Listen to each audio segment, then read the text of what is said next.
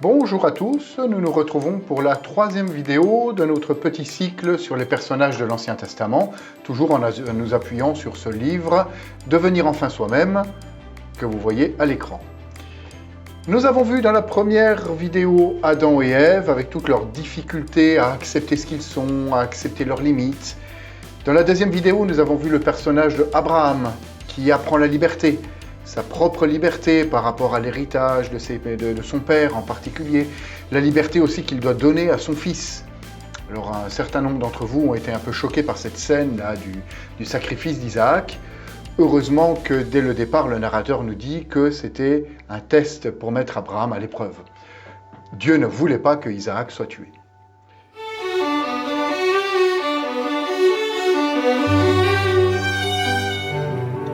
Je passe rapidement sur toute la vie de Moïse qui a été sauvé des eaux, qui va arriver à la cour du Pharaon, qui va en fait l'adopter comme un fils.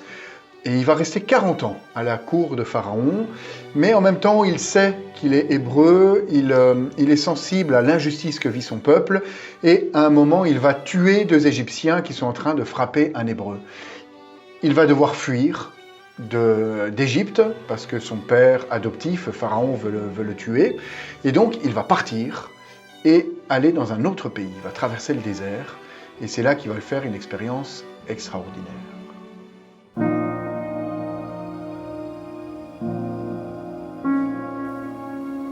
L'ange du Seigneur lui apparut dans la flamme d'un buisson en feu. Moïse regarda. Le buisson brûlait sans se consumer. Moïse se dit alors : « Je vais faire un détour pour voir cette chose extraordinaire. Pourquoi le buisson ne se consume-t-il pas ?» Le Seigneur vit qu'il avait fait un détour pour voir, et Dieu l'appela du milieu du buisson. « Moïse, Moïse !» Il dit : « Me voici. »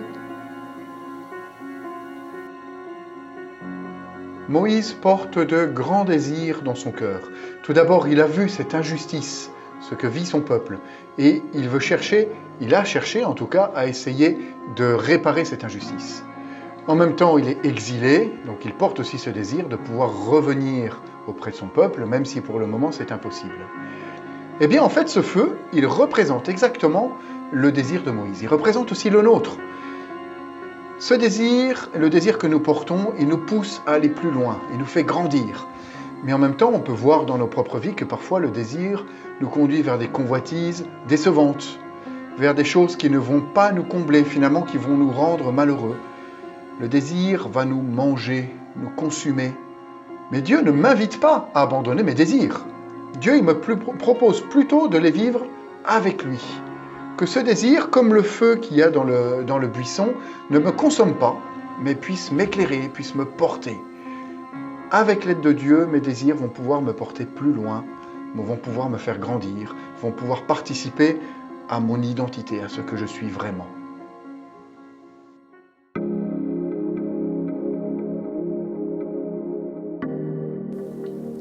Dieu dit alors : « N'approche pas d'ici.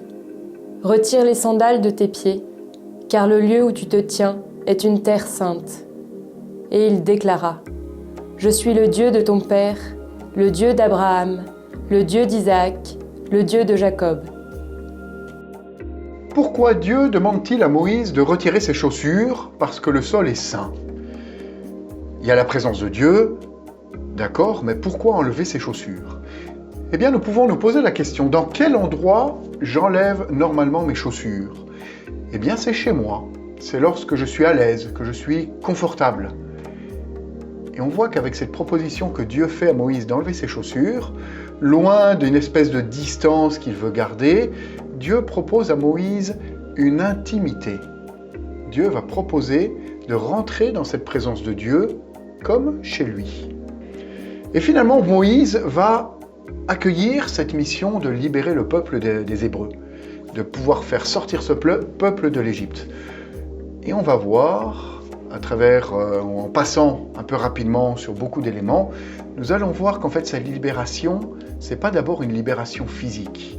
Même si le peuple va sortir d'Égypte, la prison la plus fermée, c'est souvent celle de notre cœur. Et nous allons voir qu'encore une fois, la prison, eh bien, elle touche à la question de la nourriture, comme au temps de Adam et Ève.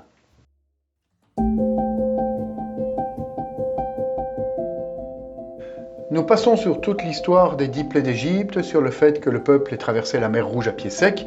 Vous connaissez certainement cette histoire, que nous réentendons à chaque vigile pascale, le samedi soir, avant de célébrer le dimanche de Pâques. Et nous arrivons et nous rejoignons le peuple qui est déjà arrivé dans le désert, donc qui est libéré. Dieu a tout mis en œuvre pour que le peuple soit libéré. Et en fait, le peuple vit une espèce d'intimité avec Dieu qui est présent sous forme de cette colonne de feu et qui les guide. Quelle chance ils ont de pouvoir être si proches de Dieu, d'avoir vu son action. Et bien pourtant, au bout de à peu près 6 semaines d'excursion dans le désert du Sinaï, ils vont trouver que la plaisanterie a suffisamment duré. Et ils vont commencer à se plaindre. Les fils d'Israël leur dirent : « Ah, il aurait mieux valu mourir de la main du Seigneur, au pays d'Égypte, quand nous étions assis près des marmites de viande, quand nous mangions du pain à satiété. Vous nous avez fait sortir dans ce désert pour faire mourir de faim tout ce peuple assemblé. » Le peuple des Hébreux, qui a été sauvé d'Égypte, qui a vu des tas de miracles de Dieu, commence à s'inquiéter. C'est quand même incroyable. Dieu s'occupe de manière miraculeuse de son peuple, de ce grand nombre de personnes, des Hébreux. Depuis 6 semaines, il a opéré d'un grand nombre de miracles, mais ils n'ont toujours pas confiance. Finalement, ils refusent de dépendre de Dieu. Alors ils vont même s'imaginer qu'en fait en Égypte on mangeait tellement bien, alors que c'est complètement faux. Les Égyptiens les faisaient mourir de faim. Eh bien Dieu est un bon pédagogue. Et Dieu va envoyer la manne pour doucement faire comprendre à son peuple comment il va pouvoir dépendre de Dieu. Le Seigneur dit alors à Moïse : « J'ai entendu les récriminations des fils d'Israël. Tu leur diras : au coucher du soleil, vous mangerez de la viande, et, le lendemain matin, vous aurez du pain à satiété. Alors vous saurez que moi, le Seigneur, je suis votre Dieu. » Cet épisode du don de la manne est très intéressant et très instructif pour nous. Tout d'abord, le texte insiste sur le fait que chacun reçoit selon ses besoins. Dieu s'occupe personnellement de chaque membre de son peuple. Et alors, si la convoitise pousse à prendre plus que ce dont on aurait vraiment besoin, si on prend plus de manne que nécessaire, si on essaye de se faire un peu des réserves, eh bien, elle devient de la poussière. Chaque jour donné nous permet de dépendre de Dieu, parce qu'on reçoit la nourriture que pour ce jour. On peut se rappeler cette phrase du Notre Père : « Donne-nous aujourd'hui notre pain de ce jour. » Rappelez-vous que le serpent, dans le premier texte que nous avons vu, le serpent avec Adam et Ève, il était comme cette image, celui qui refuse de dépendre de Dieu. Et le texte biblique va dire qu'il mangera de la poussière tous les jours de sa vie. Mais ce qu'on peut comprendre, c'est qu'en fait, le serpent va manger ces aliments qui auront tous un goût de poussière. A l'inverse, le peuple des Hébreux qui mange toujours la même chose, la manne, eh bien, les rabbins juifs vont dire que cette manne, chaque jour, avait un goût différent. Finalement, on a une grande leçon à en tirer. C'est que peu importe que les aliments soient variés, ou que le don de Dieu soit varié et soit toujours le même, ce qui compte, c'est le regard que l'on porte dessus. Si j'accepte ce que Dieu veut me donner, eh bien, il aura un goût toujours renouvelé. Si je refuse d'accepter ce don, si je suis dans la convoitise de ce que l'autre a, de ce que je pourrais avoir, et alors, eh bien, même les choses les plus merveilleuses auront en fait pour moi un goût de poussière, un goût de déception. C'est une leçon extrêmement intéressante pour nous.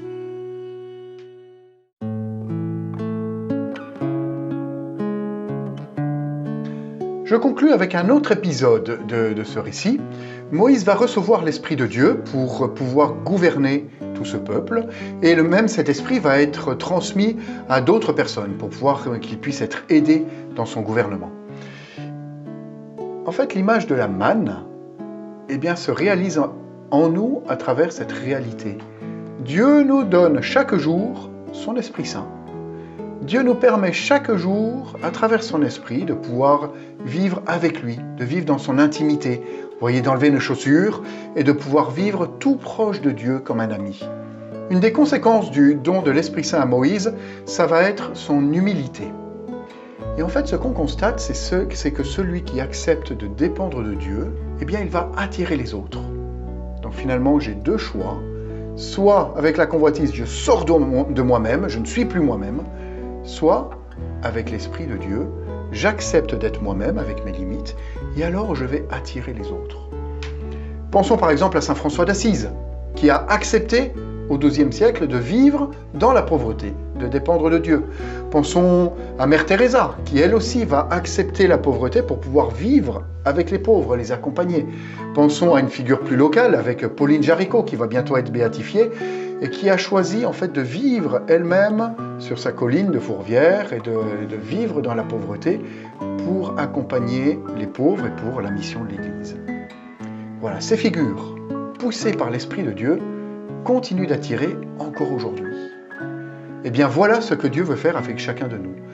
Sortir de ce schéma qui a été initié avec Adam et Ève, de ne vouloir être quelqu'un d'autre, pour tout simplement accepter ce que je suis, accepter le don de l'Esprit que Dieu veut me faire jour après jour, et en fait devenir moi-même quelqu'un qui va attirer les autres à Dieu.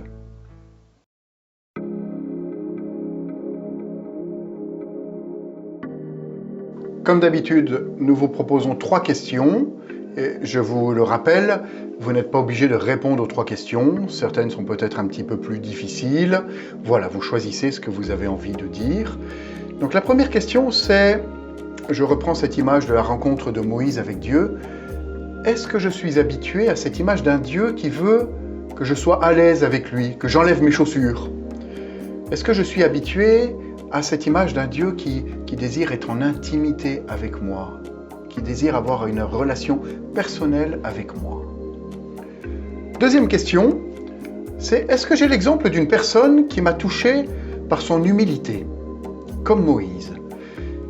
Une personne qui me touche et à la fois qui m'attire, je sens qu'il y a quelque chose de juste en elle. Troisième question, est-ce qu'à un moment j'ai expérimenté que je dépendais de Dieu et que lui était présent et me soutenait? Eh bien, je vous souhaite un bon temps de partage, bonne soirée et à la prochaine fois.